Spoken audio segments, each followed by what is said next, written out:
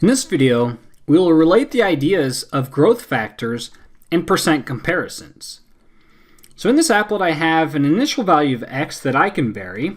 I have a change in x of 1, represented by this red vector, and then each one of these blue segments represents a value of y.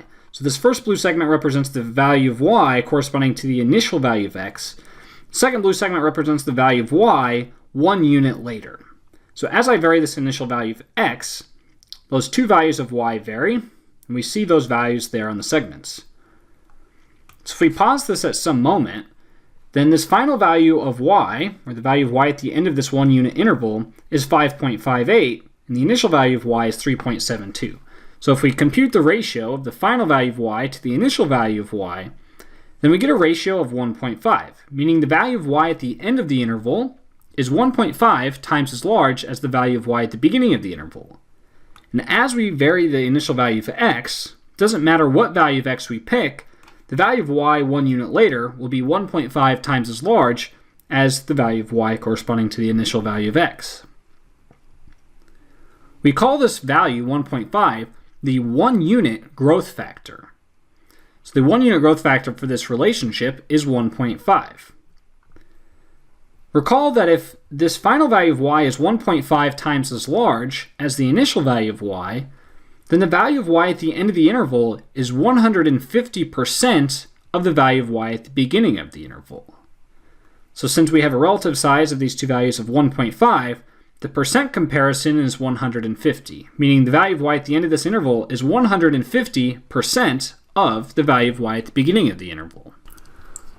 Let's look at one last example involving a table of values. So we have a relationship between x and y. If we start by imagining x increasing from 0 to 1, then we have a change in x of 1 unit. Now as x varies from 0 to 1, y varies from 5 to 11, so y becomes 11/5 times as large. So y becomes 11/5 times as large. And 11/5 is equal to 2.2.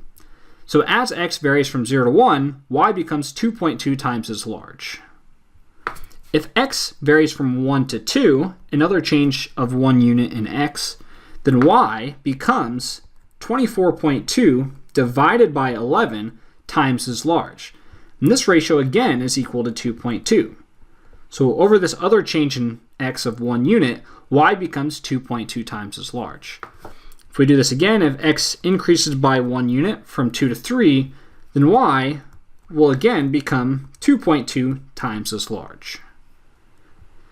So in this relationship, we have a constant growth factor. Whenever x changes by 1 unit, y becomes 2.2 times as large. And therefore, the 1 unit growth factor, 1 unit GF, is equal to 2.2.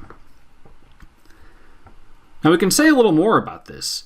The value of y at the end of any 1 unit interval of x is 2.2 times as large as the initial value of y. So if we measure the final y value in units of the initial y value, we get a measurement of 2.2.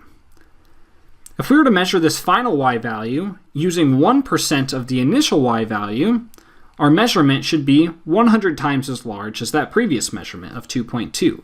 And therefore, the final y value, we'll just write y sub f, the final value of y is 220% of the initial value of y. So for any change in x of 1, the final y value is going to be 220% of the initial y value, because the final value of y was 2.2 times as large as the initial value of y.